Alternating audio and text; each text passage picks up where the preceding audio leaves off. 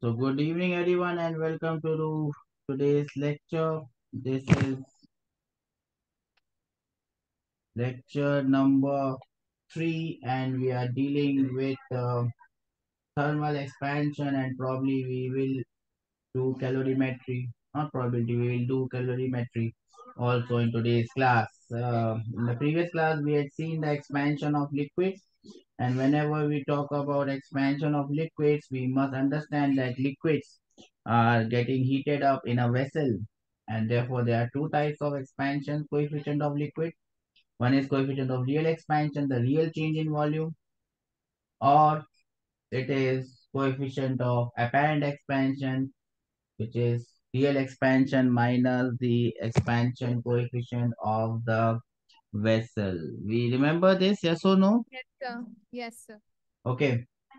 Now, as I told you, there are a couple of points remaining more. So let us go through those points as well.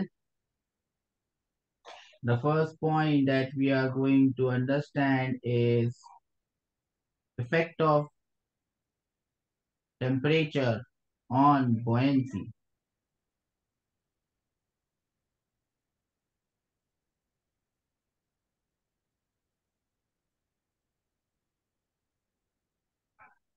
Effect of temperature on buoyancy, or the force of buoyancy. Now, what will be the effect of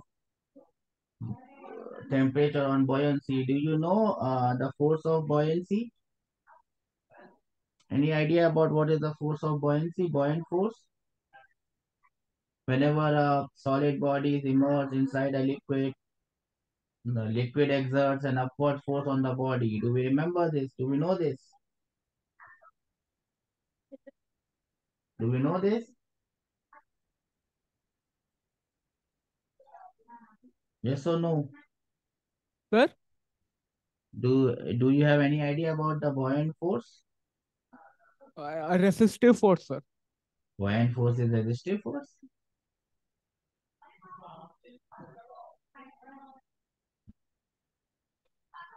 Mm. Buoyant force. You have never heard the term buoyant force?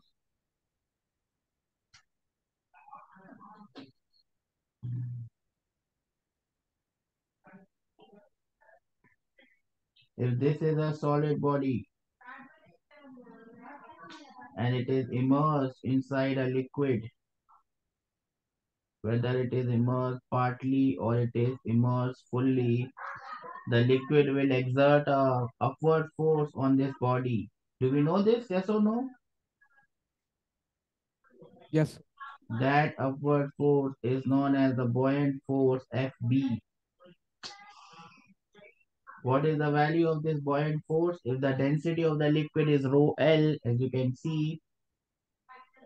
Now remember, some portion of this body is inside, and you can see this body is floating. So some portion of this body, and if I may mark it, this pink portion of the body is inside the liquid. Yes or no? Yes. This pink portion of the body, when it goes inside the liquid, it will displace. It has to make space for itself. So it will displace some amount of liquid from the same amount of liquid from the same amount of liquid it will displace. Yes or no? I call that amount of liquid which the body has displaced as VL.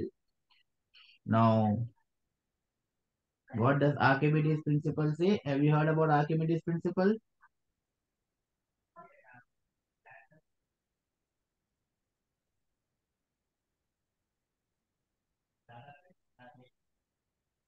Archimedes principle. The Archimedes principle states that the buoyant force exerted by the liquid on the solid body will be equal to the weight of liquid which is displaced by the solid body. weight of the liquid which is displaced by the solid. That is the buoyant force exerted by the liquid on the solid. First listen to me, then I'll give you the time to write. So basically this buoyant force becomes equal to rho L VL into G. What does rho L stand for? What does Density of rho L liquid. stand for? Density of liquid. What does VL stand for? VL is the volume of liquid displaced by the solid. Do we understand this? Yes, sir.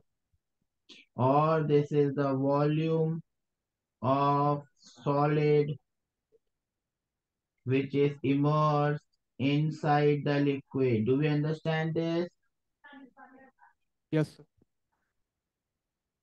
Have you understood what is buoyant force and how do we find out this buoyant force? Yes or no? I'll give you two Yes, sir. minutes to note this down. Let me know if you have any doubts on this one. So this is what the buoyant force is all about. You can see,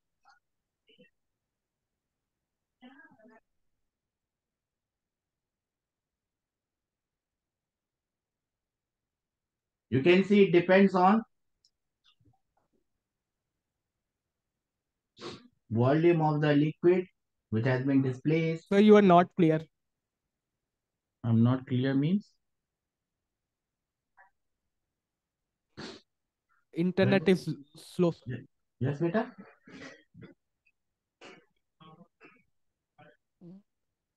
Your audio is getting stuck, sir.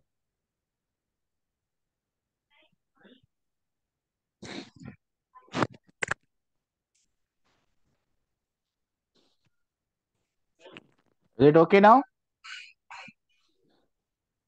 Able to hear me? See me? Your video and audio both are getting stuck, sir. No, not.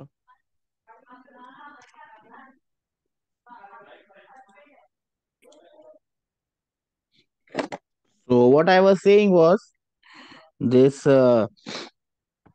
buoyant force depends on the density of the liquid. It also depends on how much volume of liquid has been displaced. Now with change in temperature, the density of the liquid will change. Yes or no? Yes, sir. And therefore, since the density of the liquid changes, that the volume of the solid body will also change, and therefore there will be an effect on the buoyant force when the temperature of the body is the temperature changes. Yes or no? And that Yes, sir. is what we are going to see what effect it has. I'm audible and visible, yes or no? Yes, sir. Okay. What effect it has and how do you find out this effect?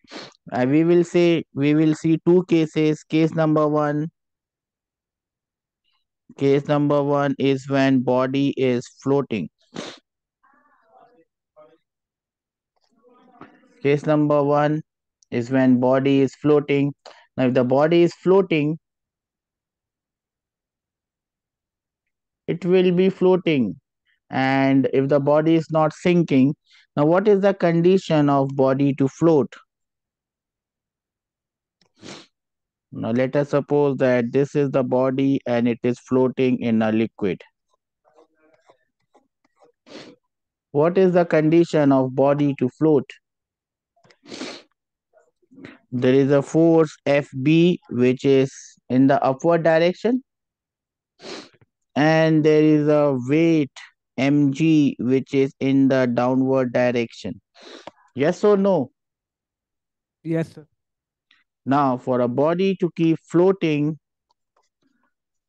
the buoyant force must be equal to the weight. Yes or no? That is the actual condition for a body to float. the upward force must be equal to the downward force. Now, with change in temperature, the weight of the body does not change. The mass of the body does not change. The weight of the body does not change. And therefore, the buoyant force of the body will not change. Do we understand this? Yes. So, if the body is floating, temperature does not have any effect. Temperature does not have any effect if the body is floating. Do we understand that? Yes. Okay. Have you noted this down? Yes. Okay, then let us move ahead. Now, we can now see a second case where the body is not floating, but the body is completely submerged. Body is inside the liquid, completely inside the liquid. So the second case is when the body is submerged. First listen to me, then I will give you time to write. The body is submerged.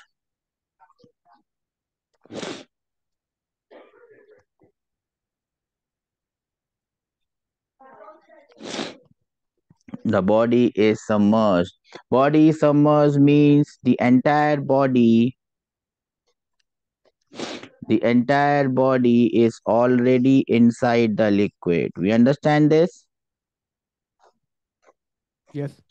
The entire body of mass m is inside the liquid. Now in this case, what will happen? If I call the original buoyant force as Fb, the original buoyant force will be the original volume of the body, because the entire body is inside, into the original density of liquid into G. Do we understand this? Yes, sir. Now, let me not write it as rho L, let me write it as rho naught. So V naught is the original volume and rho naught is the original density. Do we understand this? When you change the temperature, the new buoyant force may becomes F dash V.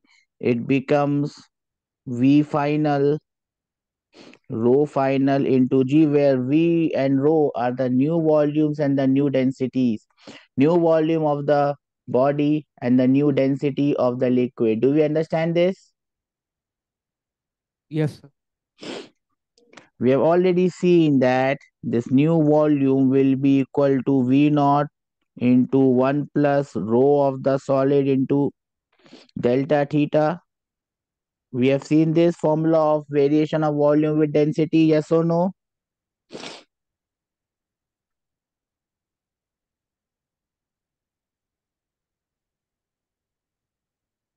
We have seen this, yes or no?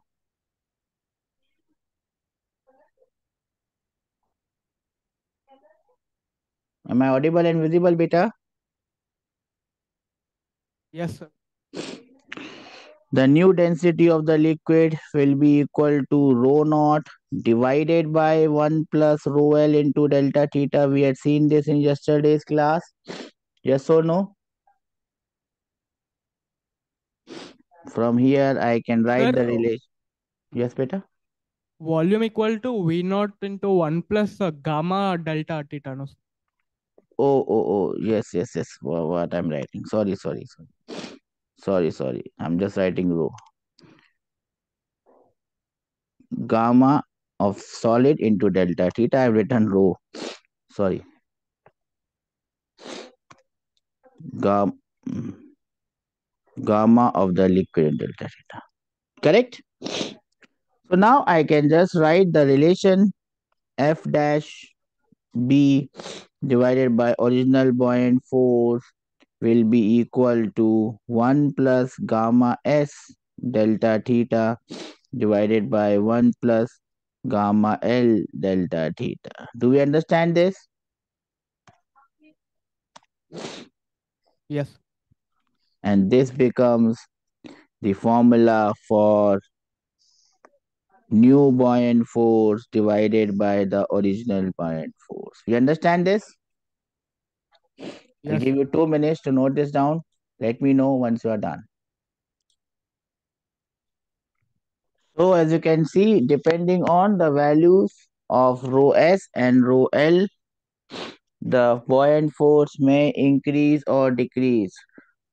What is more likely to happen? Will the buoyant force increase or will the buoyant force decrease? We have an idea about then row of liquid and solids.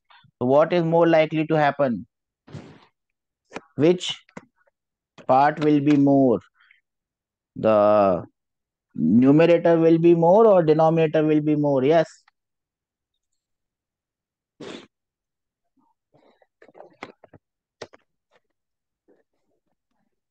Out of row S and row L, which is going to be more? Denominators. Denominator is going to be more because liquid will have more expansion coefficient. So in 99% of cases, your F dash B will be smaller than FB. Do we understand this? Yes. Yes or no?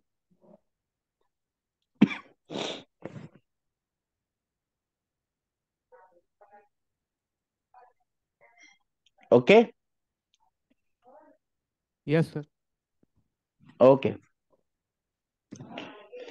That was the effect of temperature on the buoyant force.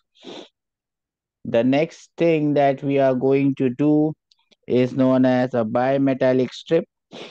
Basically, they are used as switches in your electrical circuits. So, bimetallic strip will not go much into that. I will just give you the formula and tell you what is this bimetallic strip all about.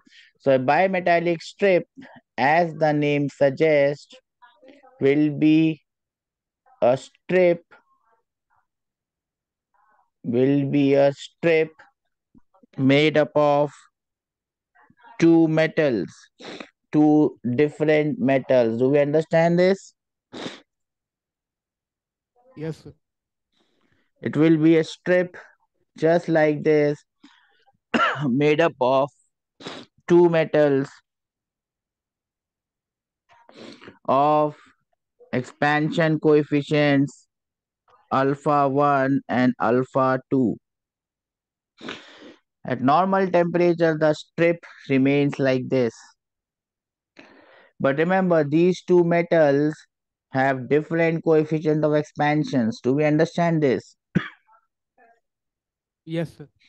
Since they have different coefficient of expansions, they will not expand equally. They are attached to each other, but they will not expand equally. So what will happen when the temperature increases or decreases? What we will get is a curved structure because of difference in their expansion coefficients. And that is why it is important that these two metals must be different. If the metal is same, it will just keep expanding along the length only. Do we understand this? If their expansion coefficients are different, then what will happen when the temperature rises? The rod which has more alpha will be on the outer side and the rod which has less alpha will be on the inner side. Do we understand this? Yes, sir. And they will bend in the form of this arc of a circle. We can find out the radius of this circle. We can find out the radius of the circle. Remember the original length is L naught. Do we understand this? Yes or no? No or yes? Yes, sir. Okay. Everyone understands what I'm saying? Now, if you want to find out the value of this R, this question never comes. But remember, if this radius of curvature of this is R, you can just remember this formula.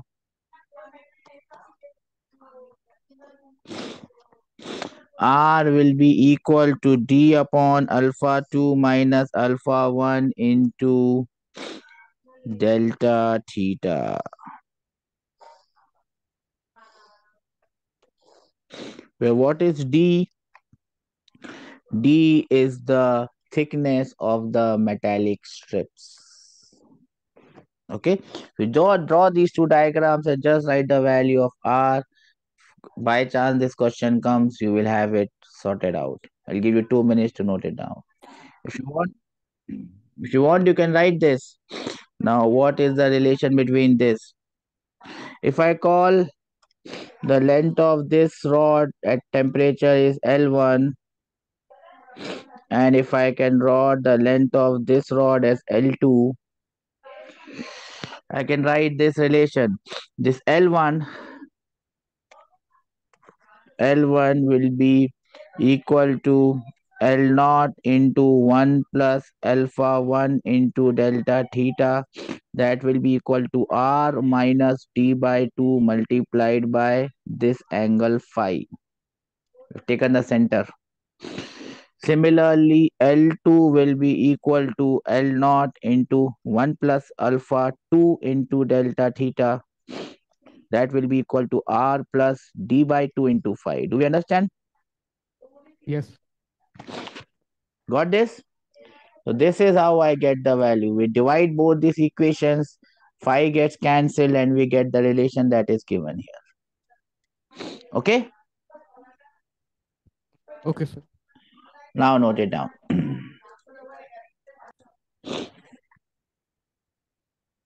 So this is your concept of bimetallic strip. It's very highly unlikely that any question on this will come. Am I audible and visible, everyone? No, sir. Your video is getting stuck. So that was all about thermal expansion that we had to do. We have covered everything that was possible in that particular thing. Anyone has any doubts on this thermal expansion? We have covered everything that was possible that can come in your exam. I have covered everything. Let us now move on to the next heading. And what is the next heading? Anyone knows? What is the next heading? Calorimetry. The next heading is calorimetry. Yes. The next heading is calorimetry. So write the heading calorimetry.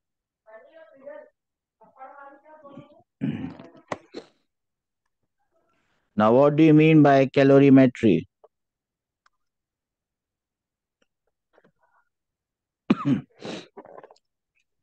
What do you mean by calorimetry? Yes.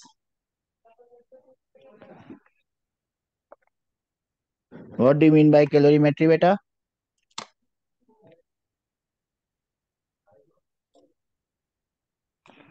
Anyone knows calorimetry? It consists of two terms. One is calorie and the other one is metry. Energy measurement. Calorie means calorie is the is the CGS unit of heat. So calorimetry simply means the measurement of Heat. yes.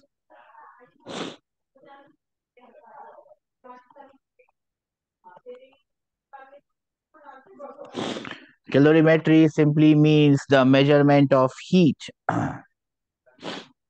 So up till now what we have seen is what heat does. Whenever you give heat to a body, what we had seen, the temperature of the body rises. Yes or no? Yes, sir. Now we will see more things on this.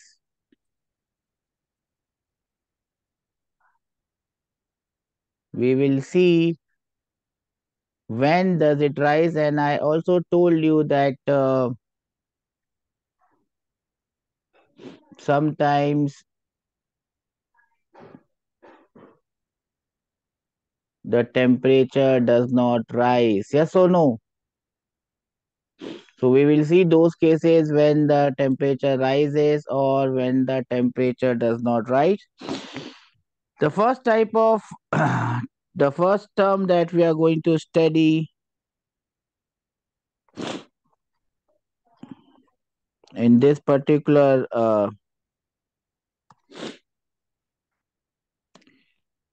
topic is specific heat.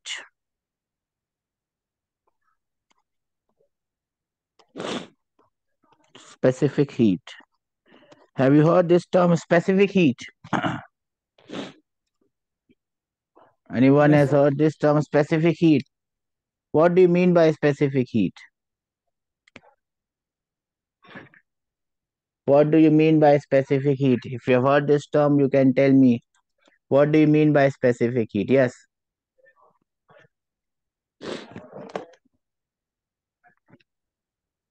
Hmm? Specific heat.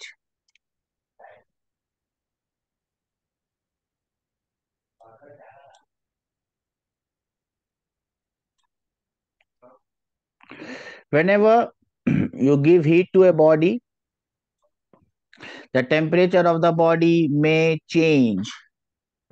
If you give heat to a body, the temperature may increase. If you take out heat from the body, the temperature may decrease. Yes or no? Yes, sir. The amount of that change per unit mass is known as specific heat. That is what you must understand. So, specific heat of a substance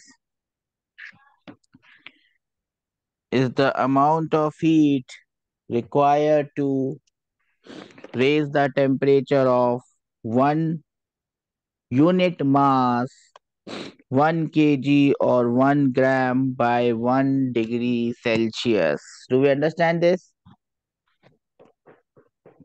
If I have a body of 1 kg or 1 gram, how much heat is required?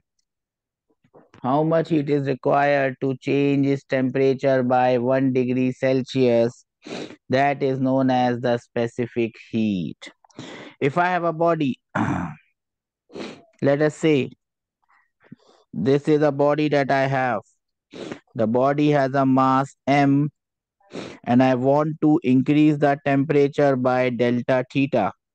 So I will have to give it heat. This delta Q amount of heat which is required will be directly proportional to m. Do we understand this? Yes, sir. It will also be directly proportional to the change in temperature. Yes or no? It will also depend on the material of the body. If it is made up of iron, the amount of heat would be different. If it's made up of copper, the amount of heat would be different. Yes or no? Yes. So I can write this delta Q, the amount of heat is m into small s into delta theta.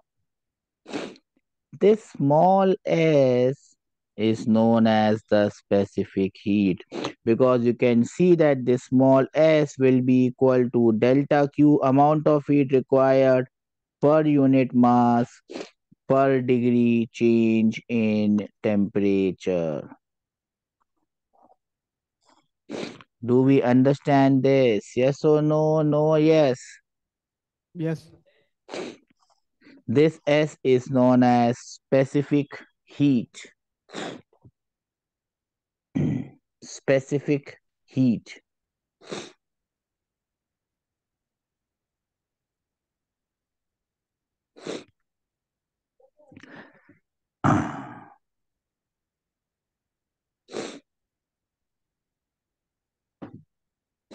Now this specific heat, if we talk about the specific heat, we can define this specific heat in two ways. One would be, we can define this in two ways. One would be known as gram specific heat,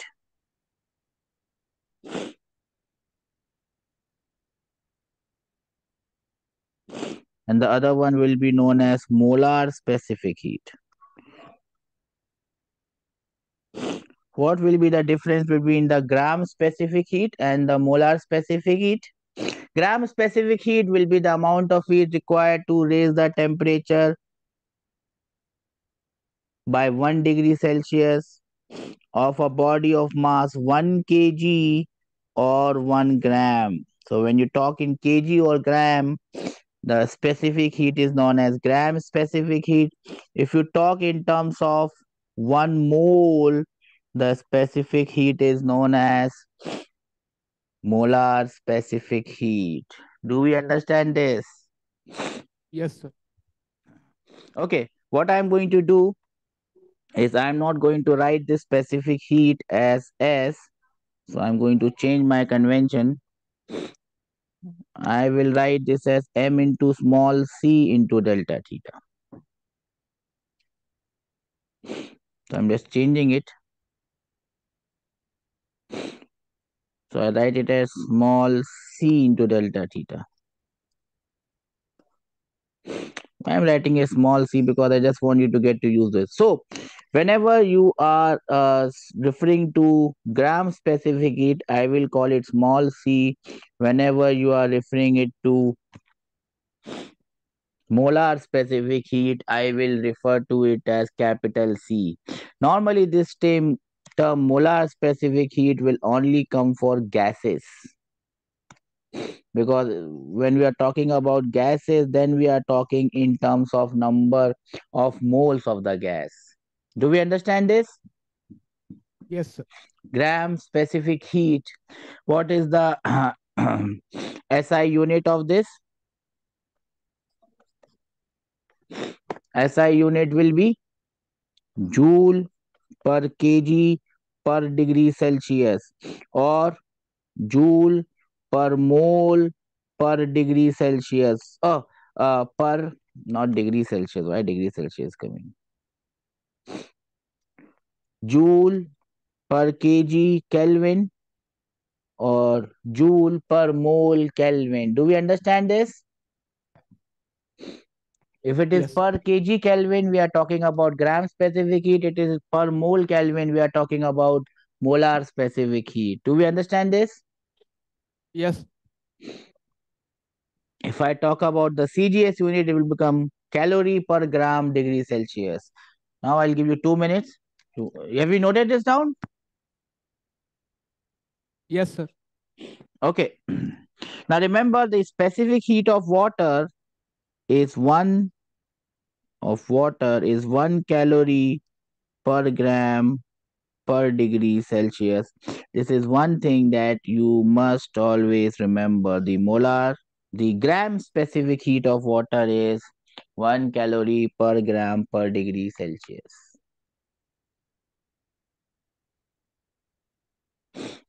Okay.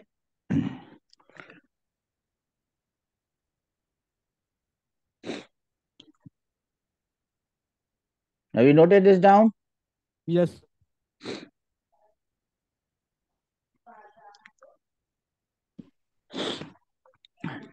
Then we move on to the second heading, and the second heading is known as heat capacity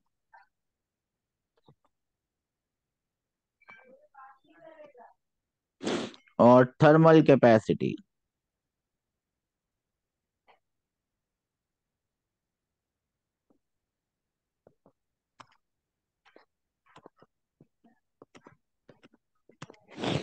Heat capacity or thermal capacity.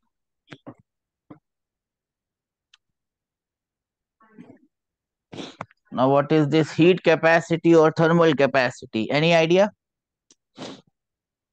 Now, this heat capacity or thermal capacity I can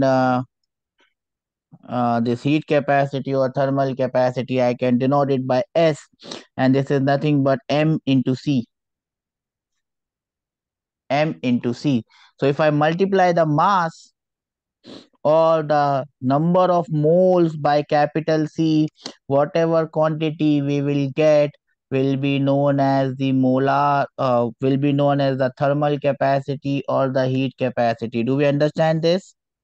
If you want to write the definition, the definition will be, it will be the amount of heat required to raise the temperature of the body by 1 degree Celsius or by 1 Kelvin. Here that per unit mass will not come. Do we understand this? Yes.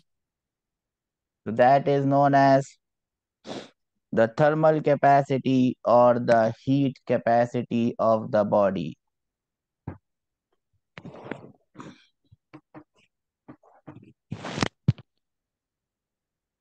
Thermal capacity or the heat capacity of the body.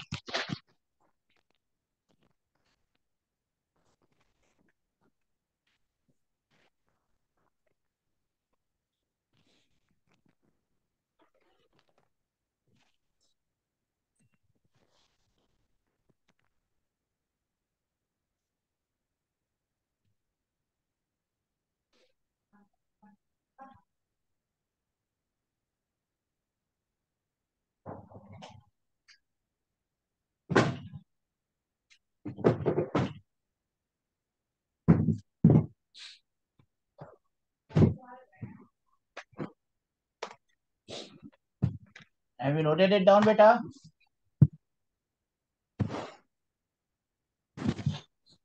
Yes, sir.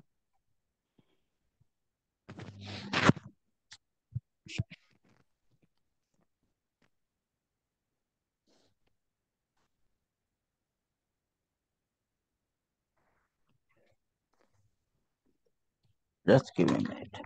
Okay. Now let us note some important points here about this.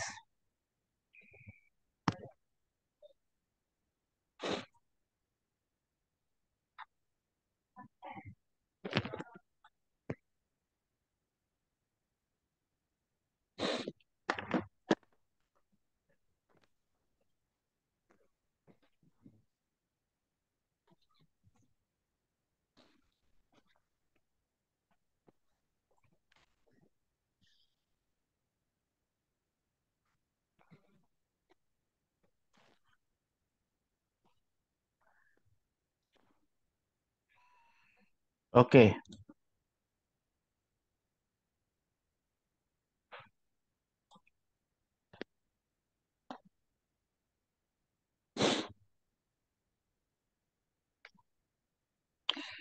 The first point we must note here is this one.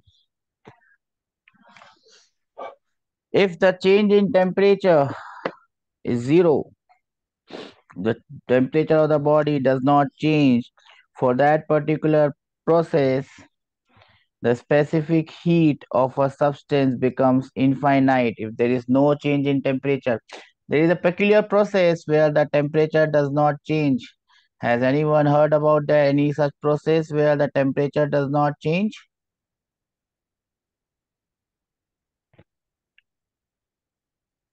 Has anyone heard about any process where temperature of the body does not change? Anyone knows any process?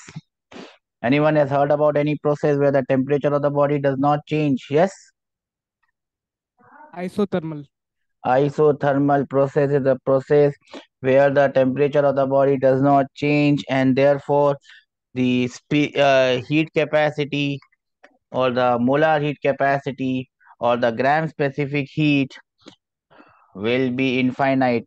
There is also a process when the or at a temperature when a body melts or boils. When a body melts or boils, changes its state, The temperature of the body does not change.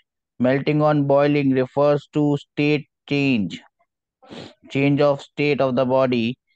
There also the temperature of the body does not change and the specific heat in that process becomes infinite. Do we understand this? Yes, sir. Okay, so that is a very specific example of something, a process where temperature does not change. You can also understand a process where there is no heat given to the body. When there is no heat given to the body, in that case, the specific heat for the body for that process would be zero. Do we understand this? So there are two specific cases that you have to understand. I'll give you 2 minutes to note it down. Now, sometimes in questions, we hear a term which is known as water equivalent. Now, what is this term water equivalent? Previously, it used to come a lot. Nowadays, we don't see this term water equivalent. But let us go through this water equivalent.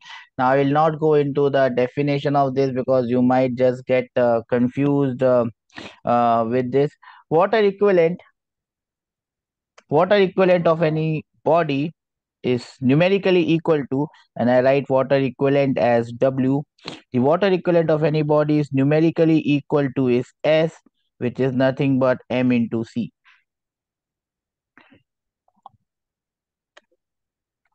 Sometimes the thermal capacity of a body is given in terms of water equivalent.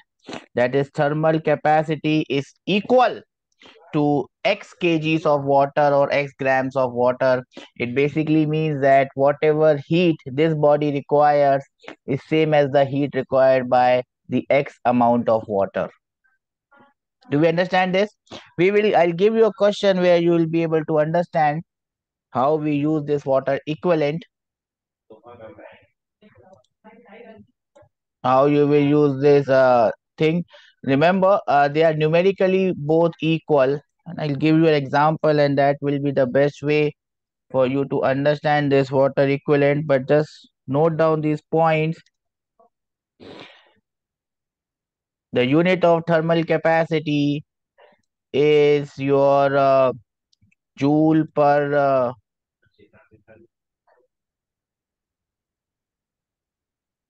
joule. It's not joule per kg, it is joule per Kelvin. So it's written wrongly. So just correct it at it is joule per Kelvin, but the unit of thermal water equivalent is kg. The thermal capacity of a body and its water equivalent are numerically equal. I'll give you an example where you understand how we are going to use it. The thermal capacity of body, when expressed in terms of mass of water, it is known as the water equivalent of a body. Okay, what we will do is I'll give you a question, and probably from that question you will be able to make out what is this water equivalent. I'll give you 2 minutes to note this down.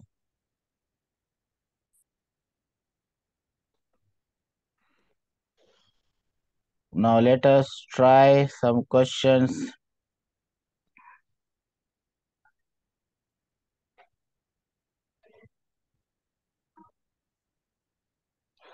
This is the first question that you will have to tell me. Two spheres made up of the same substance have diameter in the ratio 1:2. What is the ratio of their thermal capacities? I'll give you 2 minutes to give me the answer.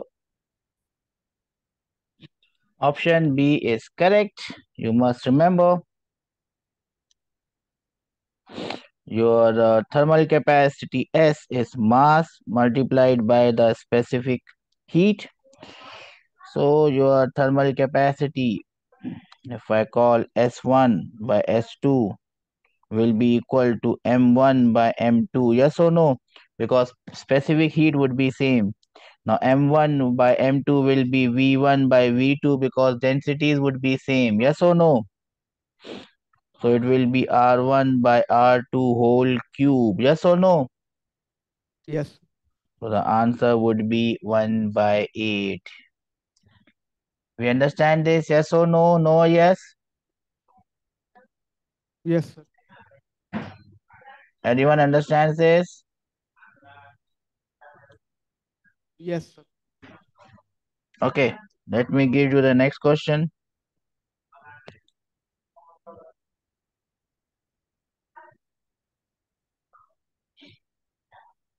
And this is the next question.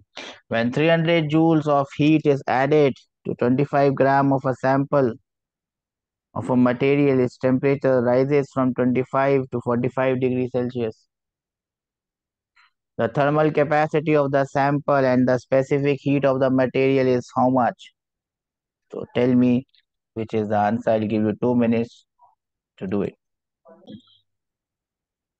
So, why did you take so much of time to give me this answer? You had to find out the thermal capacity. Capacity S is M into C, and that is amount of heat required divided by change in temperature. So it is 300 divided by 20, and your answer would be 15 joules per degree Celsius. Yes or no? As soon as you get this, you could have told me, sir, this is the answer.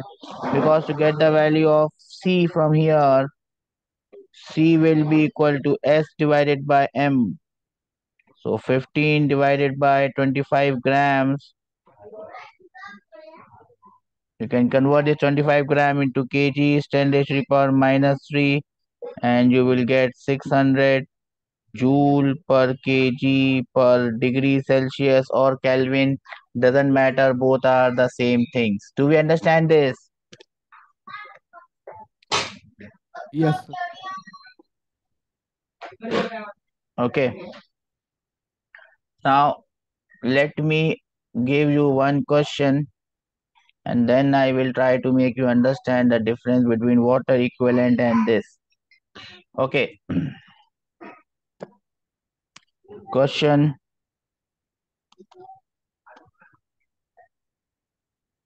Find the amount of heat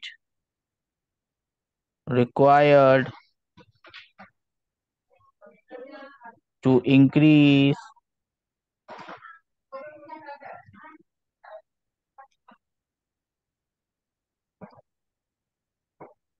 the temperature of a container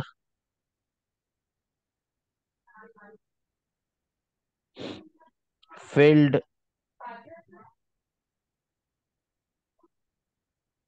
with water at 10 degrees Celsius to 60 degrees Celsius. Mass of water is 250 grams. Thermal capacity of the body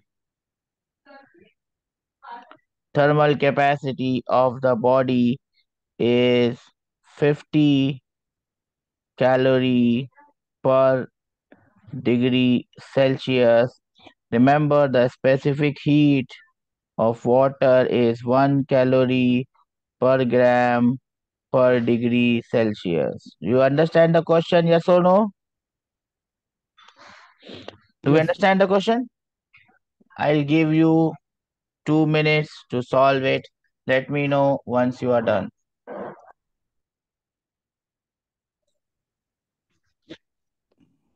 So how are we supposed to do this? There are two things that needs to be heated up. One is the water and the other one is the beaker. Yes or no? So the total heat required, that will be the heat required to heat water plus the heat required to heat the container. Yes or no? I'm just doing it properly so that you understand.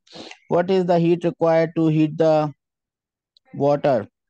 Mass of the water is 250 m ms delta mc delta t. Yes or no? Delta theta. Mass is 250. Water ka specific heat is 1 multiplied by the change in temperature is 50 degrees. Do we understand this? Yes. So how much will this come? 12,500 calories. Do we understand this? Yes. Then you can find out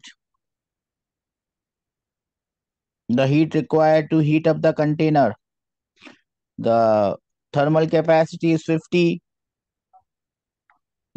You just multiply this 50 by the change in temperature 50. Yes or no?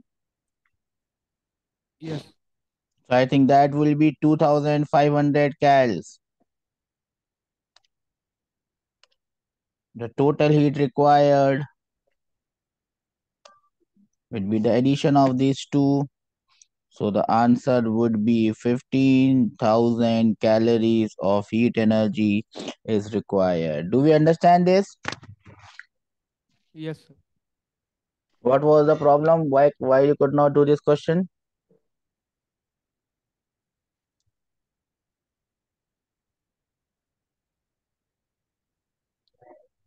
Have you understood this? Yes or no?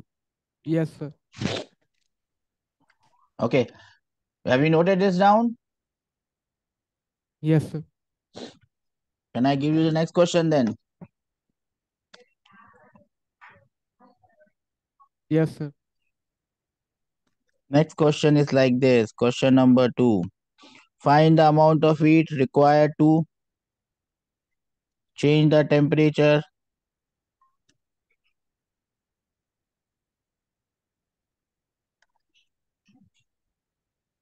of a container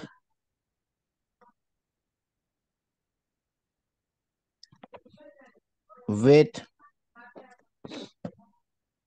water equivalent. So I will write it as W equivalent. Water equivalent is equal to 50 grams and so this container is having a water equivalent to 50 grams and this container contains water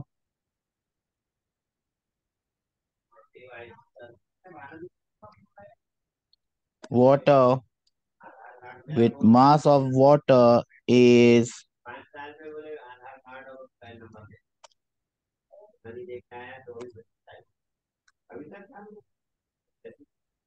250 grams. You know the specific heat of water is 1 gram per degree per 1 gram 1 calorie per gram per degree Celsius. Yes or no? What I Yes. have changed in this question is I have given you the water equivalent of the container, nothing else. So I just want you to make you understand how will you solve question with water equivalent. I'll give you 3-4 minutes. Solve this question. You can take the temperature by 50 degrees Celsius. Everything will become 50 by 60 degrees Celsius. Now you can try. That is correct. The answer is 18,000 calories. Now see, in this question, the water equivalent of the container is given as 50 and it also has water 250 grams. Basically, what you have to find out is the amount of heat required to raise the temperature by 60 degrees Celsius. Now, the container can be taken same as 50 grams of water. Do we understand this? Water equivalent means Sir. to mean it will have the same it will require the same heat as required by 50 grams of water. Do we understand this? Sir. So I can straight away write the amount of heat required will be total mass of water becomes 300 grams multiplied by 1 multiplied by 60 and your answer will be 18,000 calories. Yes, sir. And that is how we use the concept of water equivalent. Do we understand this? Yes, sir.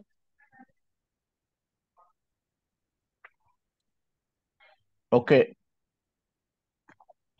let us move ahead into the next topic. And the next heading is known as latent heat.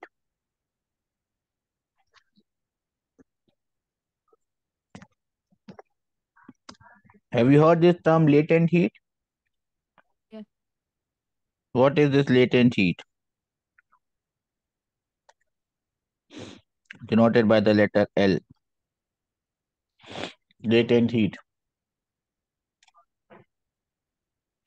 Now, there is a point. Sir, Yes. it is the heat energy required to rise the temperature of material by 1 degree above the boiling point. Where did you read this definition? Somewhere I have remembered, like, Somewhere you have remembered. to change its state from like change in state, something is there. Latent heat does not change the temperature of the body, it changes the state of the body. When the body is at its boiling or melting point, if you give heat to the body, it is not required to change the temperature of the body, but it is required to change the state of the body. That heat is known as latent heat. Latent heat is the heat required by the body at its boiling point or melting point to change its state. Do we understand this? Yes or no? No, yes. First, listen to me, then I Yes. will give you time to write. No temperature change is involved. There is no change in temperature, there is a change in the state of matter. Do we understand this? Yes, sir. It is denoted by the letter L, and the amount of heat. This latent heat is the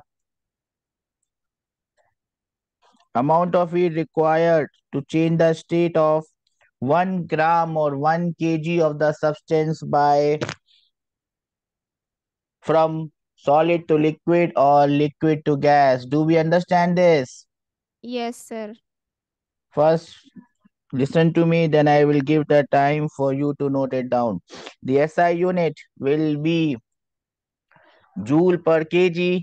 The CGS unit will be calorie per gram. Do we understand this? Okay, note this down up till here. Then I will give you more points. Everyone has understood this?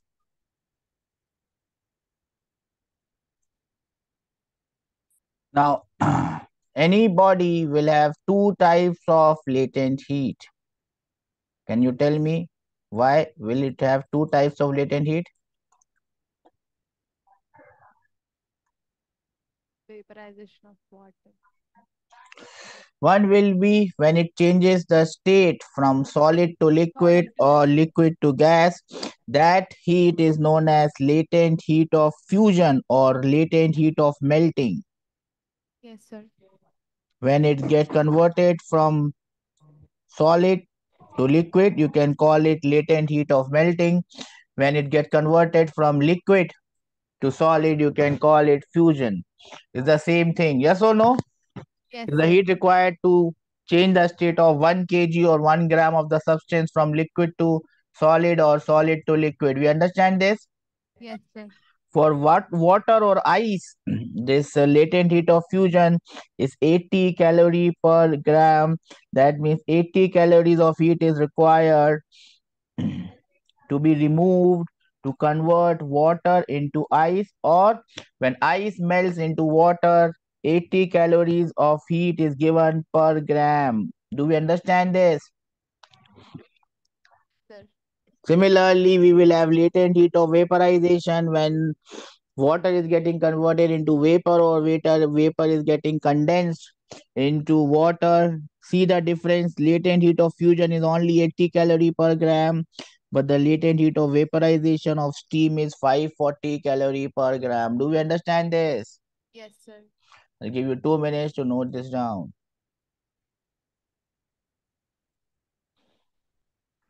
So let's move ahead. We have understood this concept Yes, sir. and we can note these 2 points, these 4 points together. Just write them in short because these points can come as short, objective questions. What happens in melting and what happens in vaporization? In the process of melting or boiling, whatever heat we give, it is used to change the internal potential energy of the molecules of the body. Do we understand this? That is the reason why internal energy of steam at 100 degrees Celsius will be more than the internal energy of water at 100 degrees Celsius. We understand this? Therefore, it will be more painful to get burned from 100 degree Celsius steam rather than 100 degrees Celsius water, because 100 degrees Celsius steam has 540 calories per gram more heat. Do we understand this? Yes, sir. Latent heat of vaporization is always more than the latent heat of heating, because whenever the body is getting converted from liquid to vapor, there is a very large change in volume. Do we understand this? Yes, sir. Okay, I'll give you 2 minutes. Note it down. So let's move ahead. And since we are done, let us solve some questions.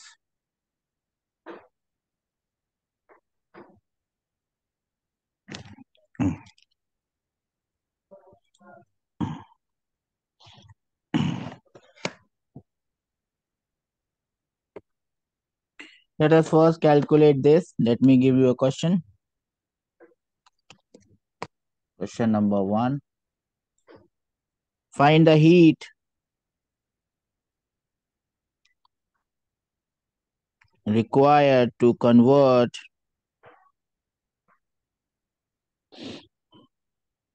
5 grams of ice at minus 10 degrees Celsius to water vapor at 100 degrees Celsius. Now, to do this question, you must know some data which should be known to you, but just for the first question, I am giving you specific heat for ice is 0.5. I'm not writing the units, calorie per gram, okay, per degree Celsius. Specific heat of water is 1. Latent heat of fusion of water or ice is 80. Latent heat of vaporization of water or vapor is 540. I'm not writing the units. Do we understand this? Yes, sir. I'll give you 2 minutes to give me the answer for this question. Let me know once you're done. So basically, you just have to do the same thing. First of all, you have to convert ice from minus 10 degrees Celsius to 0 degrees Celsius. Yes or no? The heat required for this process will be 5 into 0.5, the specific heat into 10. Then you have to convert ice at 0 degrees Celsius to water at 0 degrees Celsius.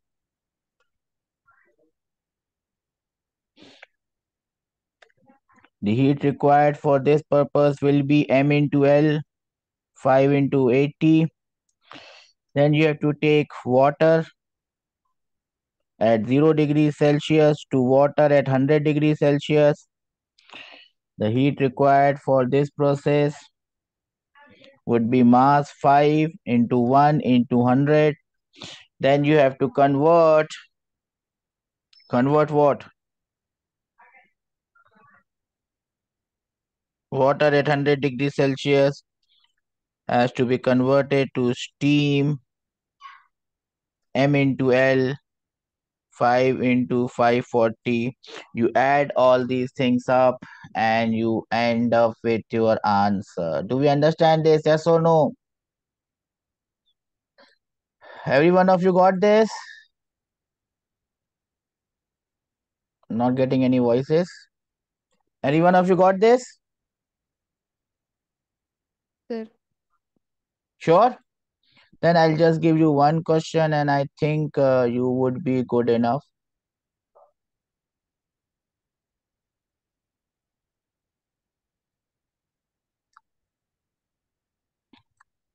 Okay. Let's move on to the next topic and then we will be able to solve more questions.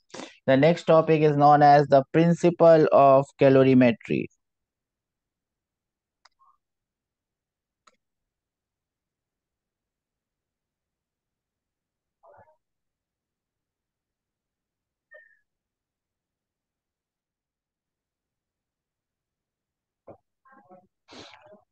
What is this principle of calorimetry? Don't get confused with the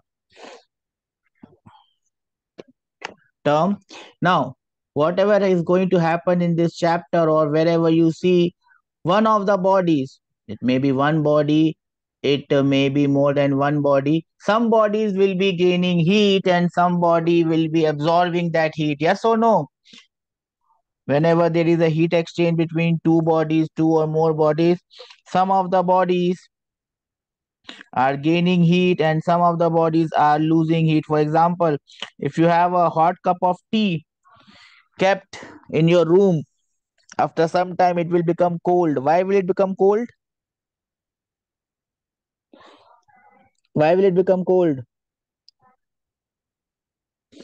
Because it will start to lose heat. Yes or no? Yes, sir. If it is losing heat, someone will start to gain heat. Who will start to gain heat? The atmosphere. So someone is losing heat and someone is gaining heat. Whatever heat one has lost, the other one would have gained. Then that principle is known as the principle of calorimetry. Do we understand this? Yes, sir.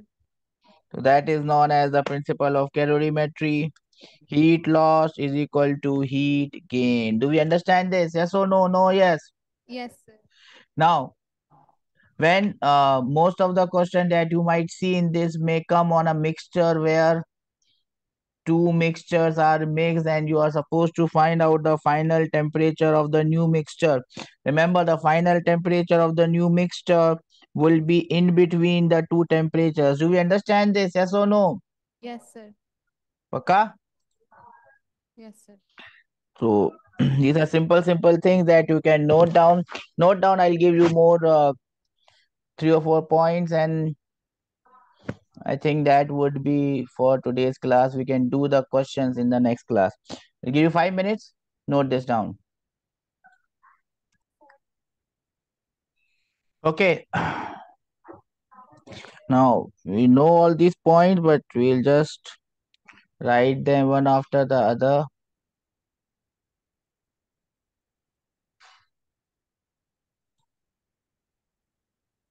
Done, sir.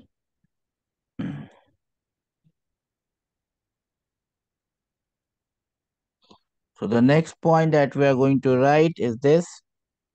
We've already seen this. Just write it because most of the question on this topic are going to come from here only. This what you see here is what you can call as the law of mixture. Whenever two bodies are mixed with each other, heat lost by one body will be equal to the heat gained by the other body. You can find the temperature, the temperature of the mixture from this. Do we understand how this is done? Yes or no? Yes, sir. Yes, sir. Anyone understands how this formula is achieved? Yes, sir. Okay, there are different variations of this formula, and I've seen direct question come from this. So you can note down that variation as well. This is the main formula, and you can make the variation of it like this. If you have bodies which are made up of the same material, then C1 and C2 will be same. So the formula becomes M1T1 plus M2T2 divided by M1 plus M2. If they are of the same mass, it is like this. If they're same material and equal masses, then the formula becomes like this. Do we understand this? Yes, sir. Okay, I'll give you 2 minutes to note it down. If you can note it down, then we can solve some problems as well. Okay, then let's see a couple of examples that will help me in understanding whether you have understood this concept or not. So this is the first question that is coming up for you.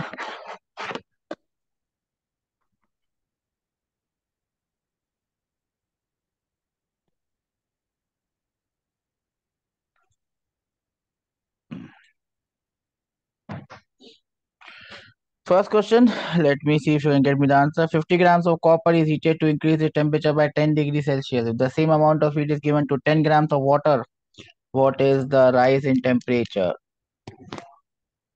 For specific heat of copper is given, remember specific 0.1 calorie. 0.1, sir. 0.1. There is no option as 0.1.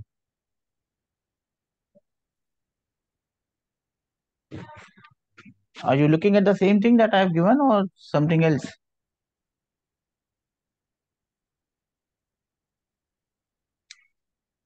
You are seeing the same question, no, beta? Sir, 50. I'm saying specific heat of copper, sir. Okay, okay, You okay, asked that. okay, okay. Specific heat of copper. Okay, so solve the question and give me the answer fast. How are we supposed to do this? We have to understand that someone is gaining heat and someone is losing heat, yes or no? Yes, sir. I mean, not someone is, this is not calorimetry. We can find out the amount of heat required to increase the temperature of 50 grams of copper by 10 degrees Celsius. We can find that heat as delta Q will be equal to mass 50 grams, change in temperature 10, and you can convert this into calorie per gram. 0.1 will be the answer, right? Yes, sir. That is what you had said. That will be equal to 10 into 1 into delta theta. From there you can find out the value of delta theta, and delta theta will be coming as 5 degrees Celsius. So before going, let us do one more question here.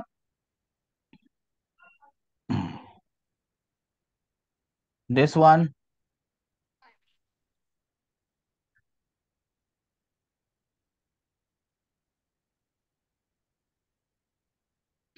Let's see if you can give me the answer for this one. A liquid of mass m and specific heat C is heated to temperature 2T. Another liquid of mass m by 2 and specific heat 2C is heated to temperature T. If these two liquids are mixed, what is the resulting temperature of the mixture? Give you 2 minutes to give me the answer.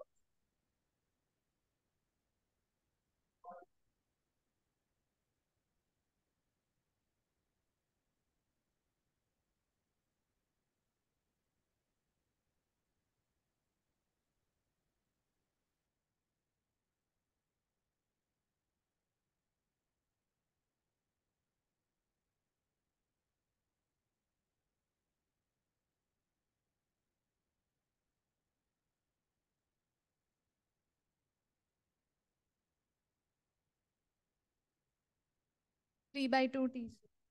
D.